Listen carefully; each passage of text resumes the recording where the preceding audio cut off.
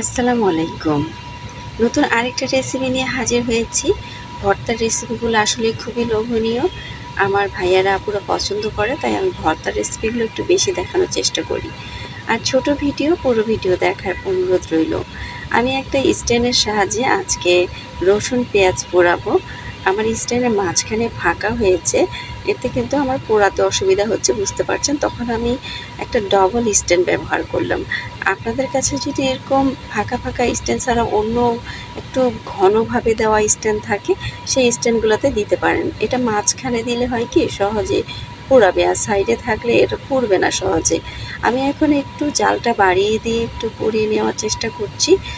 রসুনটা আরেকটা পাট উল্টে দিচ্ছি। আমি কিন্তু কয়েকবারই উল্টে পাল্টে দিব, দিয়ে যাতে চতুর্দিকে ভালোভাবে পুড়ে যায়। আর হ্যাঁ, উল্টানোর সময় অবশ্যই সাবধানে উল্টাবেন। জালটা একটু কমিয়ে নেবেন যাতে আপনার হাতে আঁচ না লাগে। অবশ্যই সাবধানের সহিত কাজটা করতে হবে। এখন আমি আবারও একটু জালটা বাড়িয়ে নেব।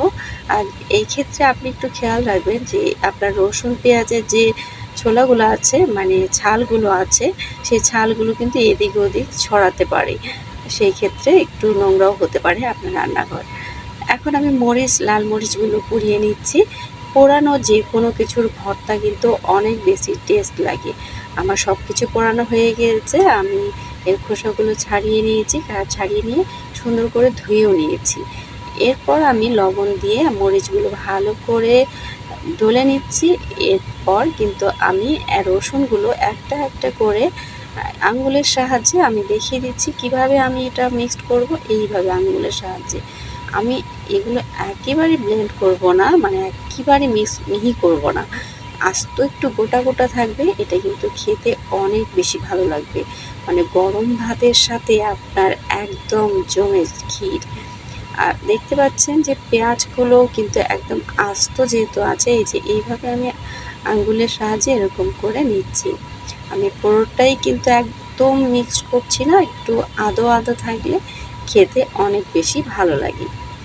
এখন সবগুলো আমি ভালো করে মিক্স করে নিয়েছি। আপনি চাইলে, আপনার যদি ধনেপাতা পছন্দ হয়, তাহলে আপনি এখানে ধনেপাতাও ব্যবহার করতে পারেন। আমার হাতের কাছে ধনেপাতা ছিল না, তাই আমি এটা ব্যবহার করিনি। এখন একটু সরিষার তেল দিয়ে মিক্স করে নিচ্ছি। সরিষার তেল ছাড়া তো ভর্তা চলেই না, এটা সবার ক্ষেত্রেই। কেমন লেগেছে আমার আজকের এই রেসিপিটা কমেন্ট করে জানাতে ভুলবেন না। নতুন যারা দেখছেন সাবস্ক্রাইব করে পাশে থাকবেন, লাইক কমেন্ট শেয়ার করবেন। আর ফেসবুক থেকে যারা দেখছেন প্লিজ আপনারা একটু ফলো দিয়ে আমার পাশে থাকবেন। অসংখ্য ধন্যবাদ আজকের ভিডিওটা দেখার জন্য। ভালো থাকবেন সবাই।